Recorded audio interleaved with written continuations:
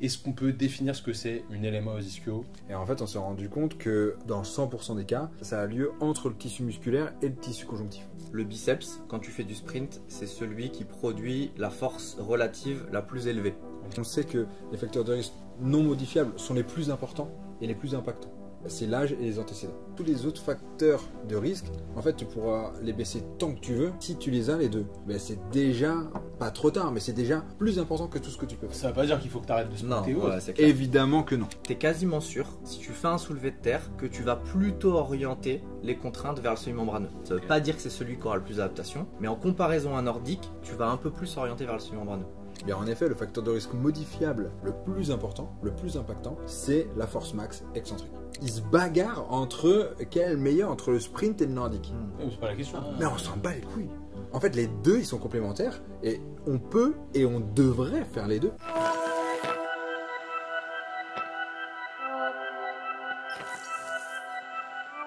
Salut les amis, j'espère que vous allez bien. Bienvenue dans ce nouvel épisode du Training Therapy Podcast, saison 2. Évidemment, je suis avec mes acolytes de d'habitude, JP et Simon. Et aujourd'hui, on a l'honneur de recevoir Lilian. Lilian, merci pour ta venue. On va parler d'une problématique qui touche beaucoup de sportifs, mais qui a touché un ami à un moment, qui était en duel avec moi sur un sprint en côte. Enfin, un sprint en côte, vous savez comment je cours pas vite. Alors pour un duel, il faut être deux. Donc Ouais, mais du coup, il y a eu une personne qui a gagné. Évidemment, j'ai Ça te sert à gagné mal à sur rien. blessure de mon ami qui s'est fait une LMA aux ischios.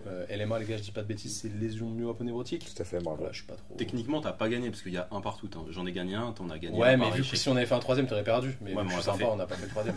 Voilà, tout simplement. Les gars, moi je suis pas du tout un aficionados du membre inférieur. Est-ce qu'on peut définir ce que c'est une LMA aux ischios pour faire simple, voilà, une petite définition assez simple pour ceux qui nous écoutent.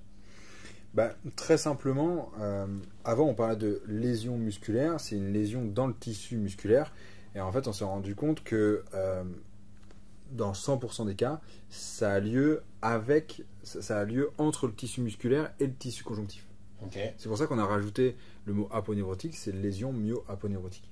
Et de mémoire, je crois que c'est Arnaud Brouchard qui a inventé ce terme. Et en fait, cette lésion myo-aponeurotique, donc c'est un décollement des tissus entre du tissu musculaire et le tissu de soutien. Ça peut être des cloisons secondaires, la cloison centrale, voire le tendon lui-même, quoi. Ok. Les cloisons, c'est le fascia du coup. Voilà, tout à fait. Ok. C'est les différentes enveloppes qui entourent le tissu musculaire. Ok. Et à chaque enveloppe, à chaque jonction entre ce tissu musculaire actif et le tissu passif, conjonctif, fascia, eh bien là, il peut y avoir, c'est une zone de fragilité, et là, ça peut péter à cet endroit-là. Ok. Et ça peut être aussi, si on va encore plus loin, aponévro-aponeurotique, c'est-à-dire entre deux enveloppes conjonctives, par exemple deux muscles, qui se séparent entre elles. Je rentre tout de suite dans le vif du sujet. Est-ce que, d'un point de vue clinique, tu vois, en tant que kiné, tu as moyen de différencier les différents types de LMA? Oui.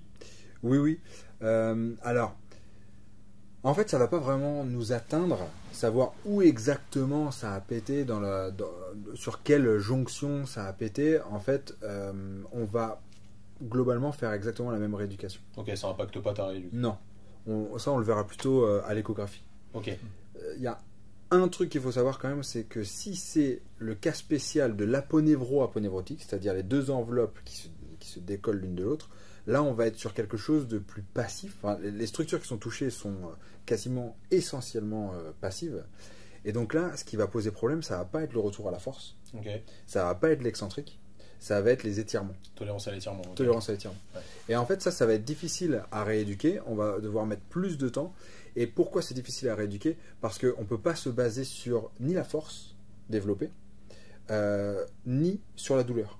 Parce que c'est une douleur qui va être Étirement dépendant. bien moindre. Ok. Bien moindre. Et en plus, Il va falloir chercher en effet les étirements passifs. Mais même en ayant tout coché, eh bien, l'étirement, tu peux faire le plus gros étirement que tu veux. En fait, tu ne mettras pas assez de tension pour reproduire ce qui s'est passé pendant le sprint, par exemple. Ok. Et donc, du coup, le joueur est à fort risque de récidive parce qu'en fait, tu ne sais pas que c'est pas fini, que c'est pas bien cicatrisé à cet endroit-là. T'as pas de marqueur possible. C'est pour ça que cette pathologie-là est plus compliquée. Ok. Du coup, on a Lilian qui a beaucoup travaillé là-dessus, qui est avec nous aujourd'hui. vous êtes fait des LMA tous les deux, il me semble. Bon, après, à droite, là, il y a deux mecs solides, parce qu'on fait du judo, donc forcément. Sport mineur, ça. Ouais, c'est ça. On n'est pas dans la blessure. En l'air, t'as pas trop de risques. Hein. Un pyjama avec une belle ceinture noire, c'est important. Vous vous êtes fait deux LMA différentes en termes de contraintes. Donc toi, c'était sur un sprint, le truc classique qu'on voit à la télé, tu vois un sprinter sur un 100 mètres qui vient, hop, il se touche la cuisse d'un coup. Dernière course. Ouais. Terrible. Paix à son âme. Tu Terrible. nous écoutes? Non, c'est comme ça qu'il faut faire. Ouais, je crois que c'est comme ça. Et toi, c'était comment du coup? C'était pas glorieux, c'était sur un grand écart en soirée. Donc post-soutenance de thèse, voilà, plusieurs grands écarts enchaînés, puis à un moment donné, ça a pété. Ok. Est-ce qu'il y a différentes façons de rééduquer, de réathlétiser un ischio en fonction du type de lésion, du style de lésion, de comment ça s'est passé? Ouais, je pense que faut quand même, c'est important d'identifier la situation traumatisante qui est à l'origine de la blessure, parce que l'objectif, en tout cas, je pense, d'une partie de la rééduque, ça va être de reproduire cette situation stressante pour permettre au tissu de s'adapter et d'être capable de faire face demain à cette situation. Donc je pense que ouais, c'est important de la comprendre, et puis ensuite, au fur et à mesure, via que ce soit l'amplitude de mouvement, la force, ou encore les intentions qu'il y a eu dans cette gestuelle-là, les reproduire, peut-être en prenant brique après brique, de telle sorte à rendre capable finalement le patient à faire face à cette situation. Ok, carrément intéressant. Du coup, moi j'aime bien comprendre ce qui se passe derrière une blessure quand on a quelqu'un en rééducation, parce que ça te permet de savoir pourquoi tu fais les choses. Du coup, on a bien capté qu'il y avait différents styles de LMA pour l'instant avec ce que vous m'avez dit. Maintenant, comment t'expliques que cette lésion elle arrive? Pourquoi tu te fais une LMA? Tu veux répondre ou j'y vais? Vas-y, comment j'enchaîne? Tu vas compléter ce que je dis. Ouais. En fait, il faut bien garder en tête qu'une blessure, c'est quoi à la base? C'est une contrainte supérieure aux capacités du tissu à ce moment-là. Okay. Donc, si on a le cas de Simon, il s'est pété sur un sprint, bien l'ischio-jambier à ce moment-là n'a pas supporté l'excentrique à haute vitesse, et donc du coup c'est pour ça qu'il a lâché. Le cas de Lilian est différent. Lui, il n'a pas supporté. Alors, c'est un peu de l'excentrique à exactement. vitesse, hein, en vrai. C'est de l'excentrique en très grande amplitude. Long range. C'est ça. Et donc du coup la charge totale dépend de la vitesse, de la contraction et de l'amplitude. Eh bien, ils n'avaient pas le curseur au même niveau, mais les deux avaient un curseur qui était trop haut par rapport à ce qu'ils étaient capables de supporter. Parce que Simon, quand il fait des grands écarts, lui, il n'y a pas de problème. Bah, ah ouais, ouais, non. Bah, je le fais tellement facilement. Je t'en doute. Ça va bien. Ok, donc c'est toujours une histoire de balance entre capacité, contrainte. Toujours. C'est ça. Ok. Donc à partir de là, tu as déjà la solution pour la rééducation. Tu sais ce vers quoi tu dois tendre. Exactement. Et c'est ce que disait Lilian juste avant, c'est que en fait, selon comment tu t'es pété, tu vas pouvoir, par exemple, Lilian a mis beaucoup d'amplitude pour se péter. Eh bien, je vais laisser l'amplitude assez basse au début, mais par contre, les autres curseurs, je vais pouvoir les monter assez rapidement. Je vais pouvoir faire de l'excentrique lourd assez vite dans une course interne, par exemple. Okay. De interne à course moyenne. Alors que notre ami Simon, ben lui, je vais pas lui mettre de vitesse, mais par contre, je vais pouvoir lui mettre de l'amplitude. Donc en fait, on a différentes stratégies pour arriver à terme à aller chercher la zone lésionnelle, le mouvement lésionnel, de différentes manières, quoi. Mais de toute façon, à la fin, il va falloir que son ischio il soit fort, il soit capable de produire de la force dans des hautes amplitudes et à haute vitesse. Ouais, puis en plus, dans ces mécanismes lésionnels, on sait aussi que le chef qui est touché, ça va pas être le même. Par exemple, dans plus de 80% des cas sur du sprint, c'est du biceps fémoral chef long. Et quand c'est de l'overstretching, en général, c'est le semi-membraneux. Et ce qu'on sait aussi, c'est que quand tu fais du renforcement, eh bien, tu vas pouvoir positionner les contraintes plus ou moins sur le semi-membraneux ou plus ou moins sur le biceps. C'est intéressant ça. Comment t'expliques qu'il y a une différence entre les muscles touchés? Bah, les travaux qui modélisent les contraintes appliquées aux ischio-jambiers montrent que, par exemple, c'est sûrement pas le seul facteur, mais par exemple, le biceps, quand tu fais du sprint, c'est celui qui produit la force relative la plus élevée. Okay. Donc quand tu regardes le curseur, tu te dis bah 100% c'est le max de chaque muscle, bah, tu te rends compte que le biceps il est plus élevé que les autres. Et notamment, donc il y a plusieurs facteurs qui expliquent ce curseur, c'est à quelle longueur il travaille, à quelle vitesse il se contracte et comment il est activé. Donc les ischios ils sont activés de manière très importante quand tu sprints.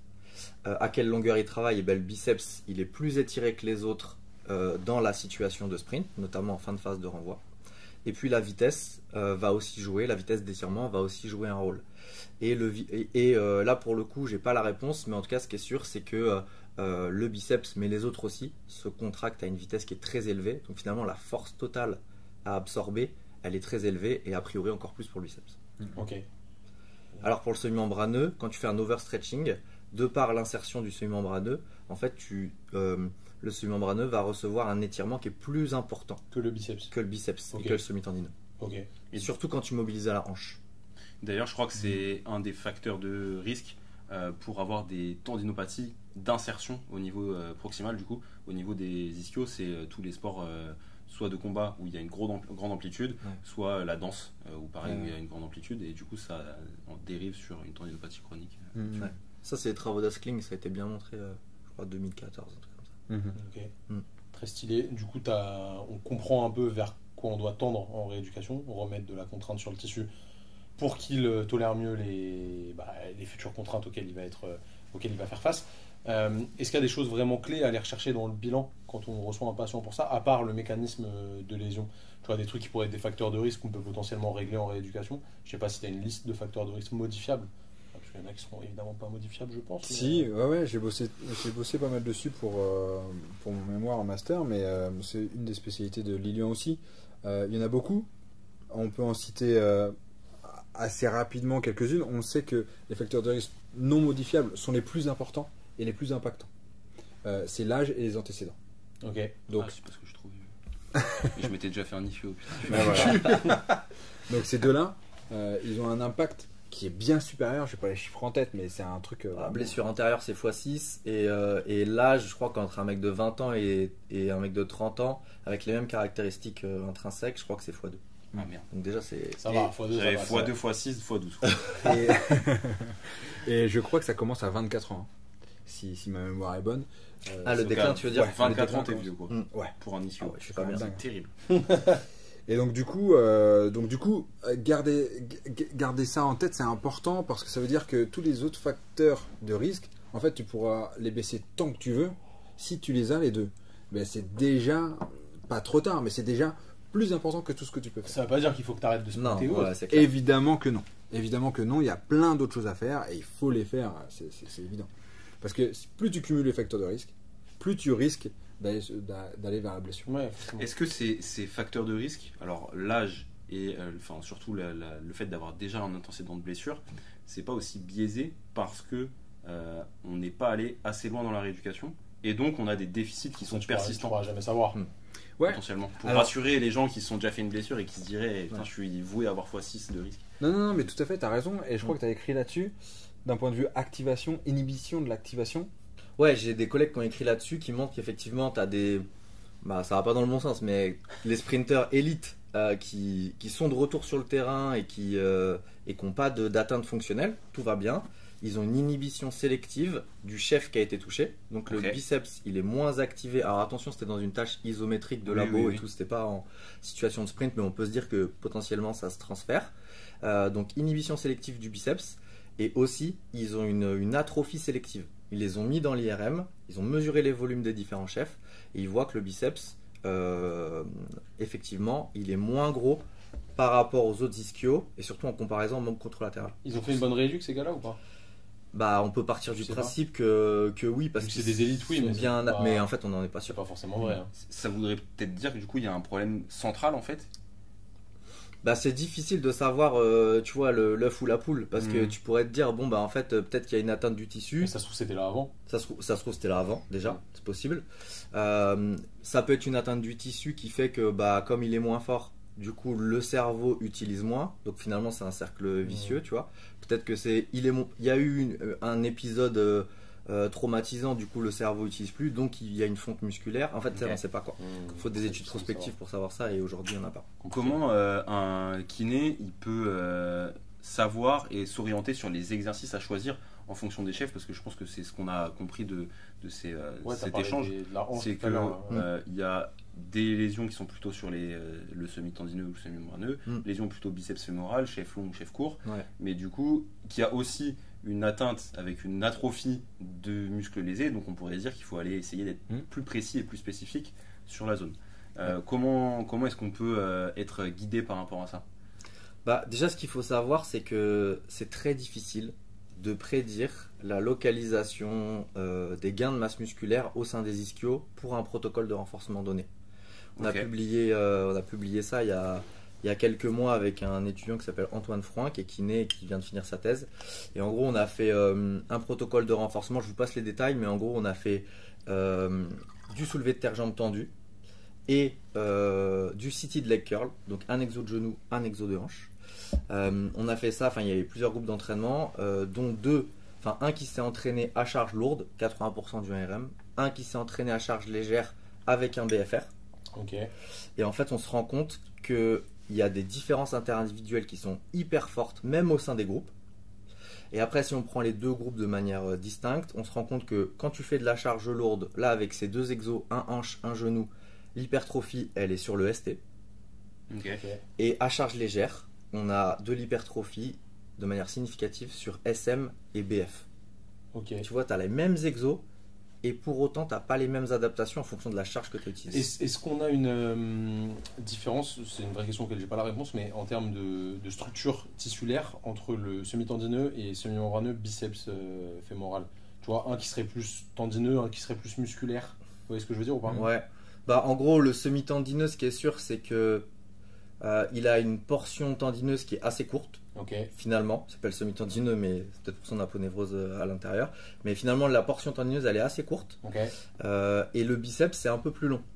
Il y a un peu plus de. Le rapport longueur musculaire, longueur tendineuse est un peu plus important sur le biceps. Ok, et semi-membraneux, il est. C'est encore plus long. Les tendons sont encore plus longs, surtout en proximal. Il est très long, le tendon proximal du SM. Ok. Ouais, mais en gros, il n'y a même pas de logique en fait. Bah.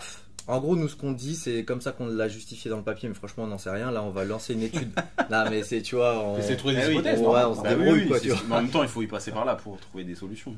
Et là, tu vois, on va lancer une étude pour savoir si c'était la solution ou pas, si c'était la bonne réponse ou pas. Nous, ce qu'on pense, c'est qu'en fait, quand tu fais un exercice à charge légère, bah, en fait, ton cerveau, il peut se permettre. En fait, il a plus de choix, si tu veux. Quand c'est très lourd, faut utiliser tout le monde au taquet quasiment. Quand c'est léger, tu as plus de choix. Et en fait, les théories du contrôle moteur, elles suggèrent que quand tu as des possibilités, tu vas utiliser plutôt le chef qui a les plus grosses capacités de production de force. Okay. Et celui qui a les plus grosses, eh ben, c'est le SM. Okay. Et c'est lui qui a le plus d'hypertrophie à charge légère. Okay. Et le ST, quand on fait des modélisations sur les deux exos qu'on a fait, a priori, c'est celui, pour une activation donnée, si on active les trois muscles de la même manière, le ST, c'est celui qui est le plus étiré et qui va donc potentiellement avoir le plus de stress mécanique. Parce qu'il est très activé et en plus, il est très étiré. Est-ce qu'on peut, pour rester dans cette réflexion sur le choix et la stimulation qu'on veut rechercher au niveau des ischios, est-ce qu'on peut préférentiellement cibler les ischios internes ou les ischios externes avec peut-être la rotation de genou ou autre, je ne sais pas. Par exemple, rotation de hanche peut-être. Ouais. Ou même les exercices entre eux. Bah ouais, justement. Ouais. Bah en fait, les exercices entre eux, pour le moment, en fait, ce qui a été beaucoup fait, c'est d'écrire les activations. Ouais. Et en fait, sauf que l'activation, il n'y a aucun lien. En tout cas, quand tu compares des muscles entre eux, il n'y a aucun lien entre l'activation du muscle et les adaptations dont tu vas bénéficier. C'est pas parce que le semi-membraneux est le plus activé dans un exo que c'est celui qui aura le plus d'adaptation. Mais par contre, entre un exercice qui active peu et un exercice qui active beaucoup, voilà. Là on peut se dire qu'il y aura plus d'adaptation. Si tu fais un nordique sur une amplitude complète et que tu regardes comment tu actives les différents chefs et que tu fais un soulevé de terre, bon pareil sur amplitude complète, tu te rends compte qu'il y a en soulevé de terre une contribution du semi-membraneux qui est beaucoup plus grande à l'effort par rapport à sa contribution en nordique. Donc en gros, tu es quasiment sûr, si tu fais un soulevé de terre, que tu vas plutôt orienter les contraintes vers le semi-membraneux. Ça ne veut pas dire que c'est celui qui aura le plus d'adaptation, mais en comparaison à un nordique, tu vas un peu plus orienter vers le semi-membraneux. Et si tu fais un deadlift, tu vas orienter vers le semi-membraneux. Si tu fais un nordique, tu vas plutôt orienter vers le semi-tendineux ou le biceps. Par rapport au soulevé de terre. De toute façon, pour moi, que ce soit en prépa physique ou en kiné, en vrai, tu fais que réduire les risques d'erreur. C'est ça. Et t'as pas de réponse claire.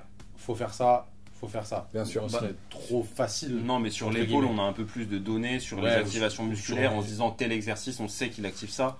Là où sur les ischios, pour le coup, j'ai l'impression que c'est un peu plus flou et qu'il y a pas mal de papiers qui se contredisent en plus, comme tu disais, avec Ouais. des variabilités. Après, Tu ouais. essayes de prendre ce que tu peux, même si c'est pas ultra précis, C'est ça. tu fais du mieux que tu peux. Pour l'instant, c'est sûr. Mais par contre, faut être prudent avec, tu vois, l'utilisation de l'EMG.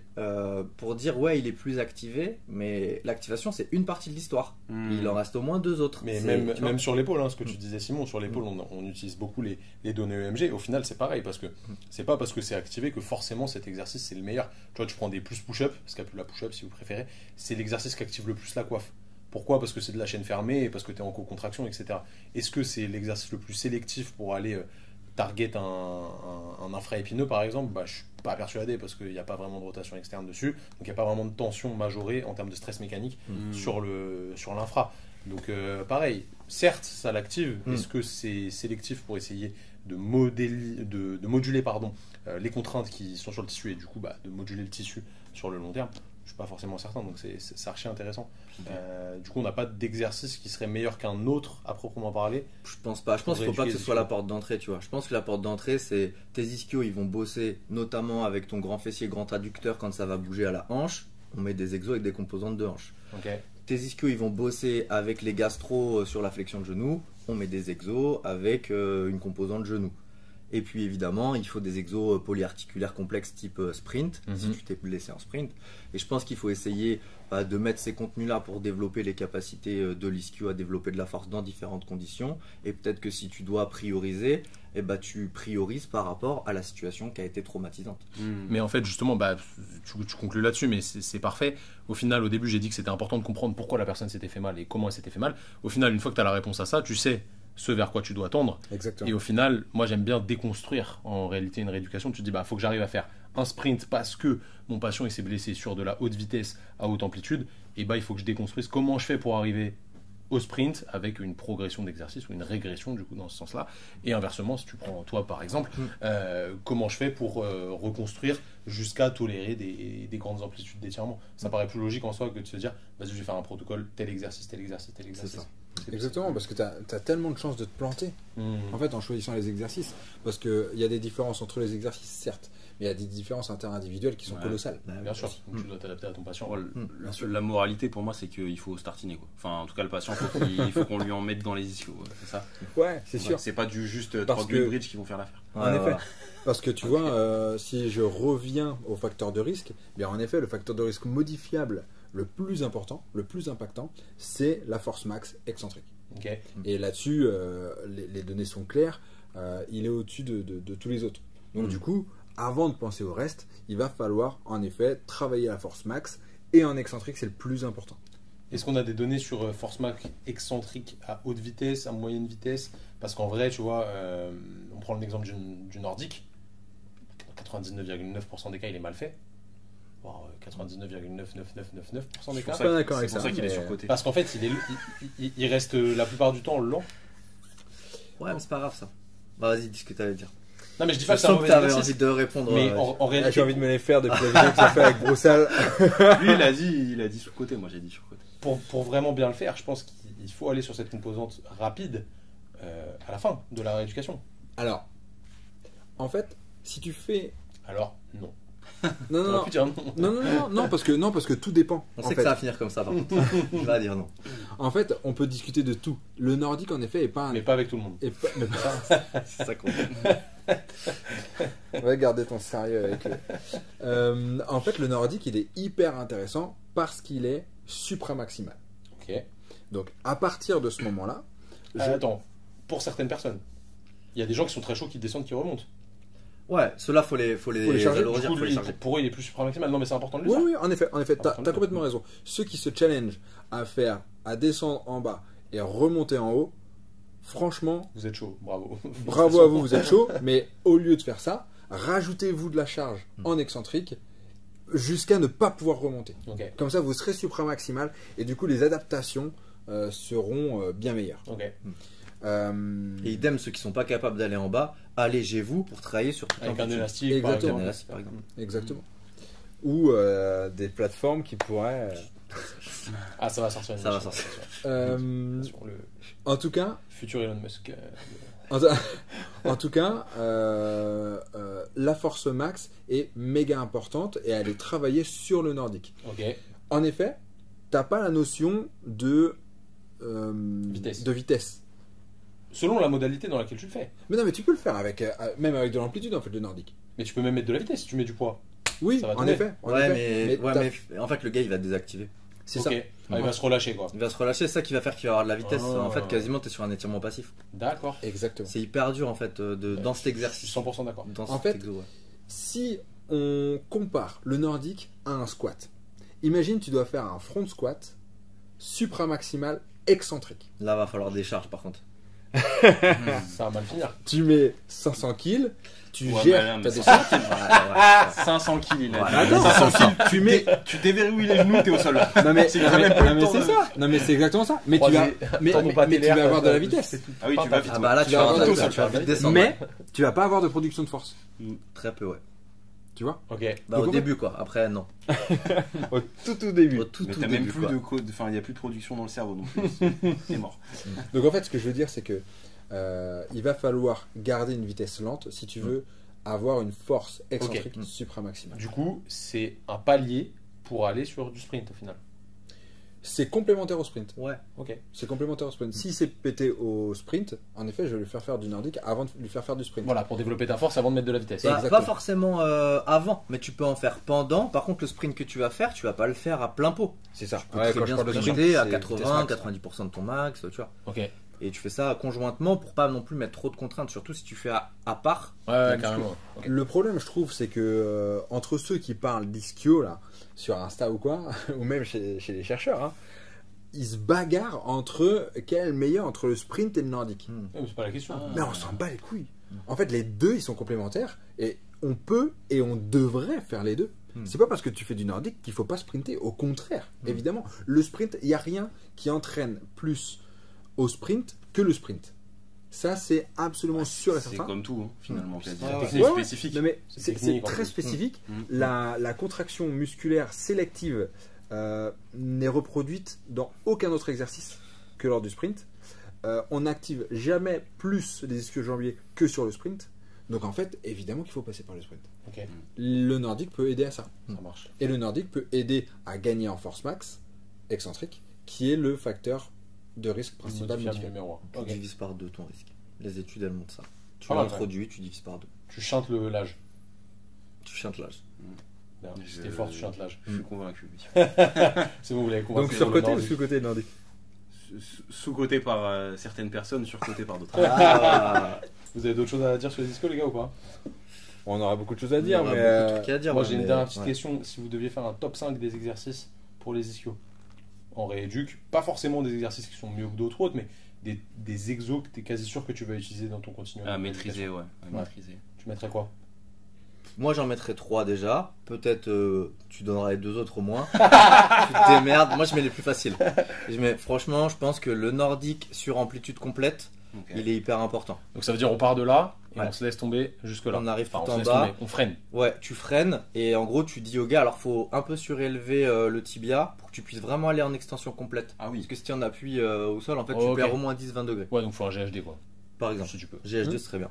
Et aussi, pourquoi on l'a pas dit, mais en fait, sur la fin de course, il y a plein de travaux qui montrent que sur les 45 derniers degrés, la contribution du biceps dans l'activation totale, elle augmente. Sur Bon, en vrai, tu le parquet. sens. Enfin, personnellement, je Ouais. trouve que tu le sens. Donc le nordique pour cette raison-là, le soulevé de terre, franchement soulevé de terre jambes tendues aussi parce qu'il est hyper stimulant sur les adducteurs du rachis, Puis un stress vois. mécanique énorme. énorme, ça fait bosser le grand fessier, il y produit de la force, il va prendre de l'énergie quand tu vas sprinter, ça nécessite un gainage lombo-pelvien qui est élevé, qui sera nécessaire sur le sprint. Ce qui est intéressant, je rajoute ça, mais sur le Romanian deadlift, au final, si tu le fais bien, tu vas gagner en plus en mobilité de la chaîne poste. Et je sais pas si ça joue un rôle sur les LMA des ischios, mais ça te permet de mieux tolérer la flexion de hanche quand même. Alors c'est intéressant que tu dis ça parce qu'en effet c'est un des facteurs de risque qui Qui est, sont ouais, qui est évoqué, étudiés. mais ouais. qui sont étudiés, qui sont évoqués. Qui est pas Ouais. significatif pour l'instant, mais. En dont fait, il y a on des parle, travaux quoi. qui sont intéressants sur le sprint, mais c'est difficile de l'évaluer. Pour l'instant, les preuves scientifiques sont trop faibles pour qu'on le considère vraiment comme un facteur de risque, mais c'est une idée intéressante. Après, ce qui est intéressant, tu vois, on dérive un peu, mais on se rend compte vraiment que les mecs qui sprintent très vite, ils ont des putains de gros soulevés de terre en vrai. Mais oui. Évidemment. Donc bien sûr. il y a forcément C'est sûr et certain. un lien là-dessus. Et troisième exo du coup. Moi, troisième exo, c'est du sprint. Ok. Là t'es Et là, foutu et mec. là maintenant, tu te démerdes. T'es emballé là. Ah ouais, là, je suis. Ça va finir terminé. sur un leg bridge. Non. Du coup, Ouais. j'aurais choisi exactement les 3 mêmes. Ok. Moi, ce que je rajouterais, c'est très très basique. C'est excentrique en procubitus, seul, juste la jambe qui part de la course Au interne. début, ouais. En Jusqu'à- début de prise en charge, c'est magnifique Oui. ça. Bien Et sûr. pourquoi je veux parler de cet exercice-là? Parce qu'en fait, il faut faire de l'excentrique le plus vite possible. Mm. Et l'excentrique, c'est pas forcément le plus que du concentrique. Au contraire. Ça va te permettre de remodeler le tissu Exactement. rapidement, etc. Éviter que ça se désorganise. Exactement. Ouais, c'est un Donc bon exo, DG1, on peut très bien faire en excentrique un travail contre-pesanteur. C'est très bien pour commencer. Ok. Ok, bah j'en rajoute un alors. Oh là là, il t'a Ah, t'as coupé vas-y, la Je rajoute entre le nordique et le premier, je pense que le lying leg curl, donc celui où on remonte Je vais rajouter un, les gars. avec les 2 jambes. Ouais. Donc on décolle les fesses. On a les pieds sur un Swiss ball par exemple ou sur un plateau de rameur. Ça fonctionne bien aussi. ouais. On remonte les fesses, on ramène les pieds et là tu te passes sur un pied et tu te fais que l'excentrique à une jambe. Ouais, complètement. Je pense que là. Alors si vous avez ni rameur ni Swiss Ball sur la plateforme de Jeff Bezos, Ouais. Aïe aïe aïe, la plateforme du diable. ouais, c'est vrai. A-M-A-Z-O-N. Il y a des patins à 10 balles. Des sliders. Slider, exactement. À 10 balles. Ça marche pas sur un moquette. Si, ça marche sur la moquette. Ah ouais. Ouais. Ça marche Stylé. franchement sur à peu près tout. Tu mets des patins à roulettes.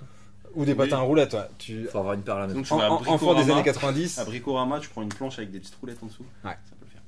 Moi j'en rajoute un pour les gens qui n'ont pas vraiment de contrôle moteur sur l'extension de hanche et sur la poussée pour potentiellement préparer au sprint. Ouais. Et où on peut mettre du stress mécanique, le single leg hip thrust. En vrai, je trouve ça pertinent. En soi, il n'y a pas beaucoup de tension sur l'ischio à proprement parler, puisqu'on n'a pas beaucoup d'amplitude. Mais je trouve ça intéressant quand même pour vraiment apprendre à pousser derrière. Et en préparatoire pour le sprint, je trouve ça pas dégueu. Carrément. Complètement. Et en plus, cet exercice-là, selon où tu mets ton talon, c'est-à-dire selon l'amplitude Je parle une d'extension extension de de genou, même. Ouais. ouais, tu peux travailler plus ou moins les fessiers ou les ischios. Donc en fait, tu peux travailler quasiment que en fessiers. Donc tu peux le mettre très tôt dans ta rééducation et ensuite décaler ton talon pour entraîner plus les ischios. Mais je sais pas si c'est du lard ou du cochon. Mais il y a des Expression des années 90. non, mais il y a des entraîneurs d'athlètes de l'équipe de France qui nous ont dit qu'ils avaient pas mal utilisé cet exercice-là en unilatéral. Et en fait, ils avaient eu pas mal de pépins sur les fléchisseurs de hanches. Ok. Parce que tu vois, du fait de l'exo, où Ça en fait, écrase. ouais, ça écrase et je sais pas, il y a une espèce de rigidité, que tu dois avoir au niveau du bassin, parce de par la composante unilatérale. Et du coup, ils m'ont dit, ouais, alors je sais pas, faut toute raison garder, Ouais, tu ouais, vois. bien sûr. Je sais pas comment ça a été utilisé, à quel Peut-être qu'ils l'ont fait à la barre guidée. Peut-être, je sais pas. Parce qu'en soi, en vrai, si tu le fais en libre, tu peux pas mettre très très lourd parce que la stabilité déjà c'est chaud en vrai. Ouais. Mais du Franchement, coup, c'est pas ouais, évident. peut-être qu'en tout cas, il y a une vraie progressivité à avoir Ouais, aussi bien au sûr. regard, Bien mais sûr. qui est toujours nécessaire, mais au regard, tu vois, des contraintes que tu imposes sur les fléchisseurs de Et hanche. j'ai rajouté cet exo parce que à part le soulevé de terre, c'est le seul qui est ultra quantifiable en termes de poids. Tu vois, donc ça reste quand même important. Moi qui suis un amoureux de la quantification du stress, tu vois, tu peux charger progressivement avec la jambe sur le premier où tu as dit bah, c'est difficile de doser. Le lying leg curl, comme Simon a parlé, c'est pas facile. Et le sprint, ça reste aussi relatif. Même si tu peux mettre des distances, des intentions, ça dépend quand même vachement de la subjectivité du patient. Ouais, c'est Donc clair. il reste pertinent. Et il y a un truc qui est un peu sous-coté, c'est un indicateur, ça s'appelle l'indicateur de Gex. Pour connaître, c'est Gex 2013 dans Sportsmed, je suis pas sûr. En fait, c'est pour savoir le niveau de contrainte en termes de longueur musculaire que Ok. tu imposes aux ischios. Et en gros, c'est ta flexion de hanche moins ta flexion de genou. Et en gros, tu as un truc qui va de valeur négative. Tension longueur. Voilà, c'est ça. Et en gros, dans ta rééduque, tu peux utiliser cet indicateur pour dire, bah là, tu vois, semaine 1-2, bah, j'ai travaillé sur des longueurs intermédiaires, machin. Et de manière, du coup, c'est assez facile de le quantifier. Très stylé. Très intéressant. Ok, bon, je crois qu'on a fait le tour les gars. Vraiment très intéressant. Merci à vous deux pour votre Avec grand plaisir. grande expertise. Lilian, où est-ce qu'on peut te retrouver? Tu peux me retrouver depuis peu sur Instagram. Aïe aïe aïe aïe. Sur Community Manager, Ah les gars, ouais. attention. Ah, la courpaille Lilian, ça doit être stylé alors. la courpaille Lilian PhD. PhD, c'est son idée. Ah, ok. Et ouais, ça marche du feu de Dieu, je suis à 400. On met ça directement dans la description de la vidéo. En attendant les amis, si jamais vous êtes kiné et que vous voulez développer votre raisonnement clinique, on vous offre une formation totalement gratuite, ça s'appelle le guide du kiné expert. Vous cliquez sur le premier lien dans la description de la vidéo, vous téléchargez ça tranquille, vous la regardez et vous allez apprendre plein de choses. Vous avez vu qu'au final, pour rééduquer un ischio, on se base pas sur des protocoles, on se base sur un raisonnement en fonction d'où vient la problématique. Pour tout le reste du corps, en réalité, c'est la même chose. Donc, on vous explique ça dans cette série de vidéos. Téléchargez-la, c'est gratuit, ça fait plaisir. En attendant, si vous êtes sur YouTube, n'oubliez pas de vous abonner à la chaîne, mettez un petit like. Dites-nous en commentaire si vous avez déjà galéré avec des patients qui se sont fait une LMA au niveau des ischios. Et si jamais vous êtes fait une LMA, bon courage à vous. Essayez de faire une bonne rééducation, trouver un bon kiné. Si jamais vous êtes sur les plateformes de streaming, Deezer, Apple Podcast, Spotify, je dis pas ça pour rien, mettez un review 5 étoiles. C'est super important pour nous. Ça nous permet de recevoir plus d'invités comme Lilian qui acceptent de venir discuter avec Parce qu'ils prennent cher. des énergumènes comme nous. Les mecs comme ça. Non, ça va. Il est bien reçu. En fait, il est community manager et agent aussi. Il gère bien tout ce qui est partie financière, le JP. Ah ouais. Bref, prenez soin de vous, prenez soin de vos patients, continuez à vous entraîner, entraînez-vous intelligemment et n'oubliez pas de vous former pour apprendre toujours plus de choses et accompagner au mieux vos patients. Nous, on se dit à la semaine prochaine pour un nouvel épisode. Salut tout le monde. Ciao. Salut.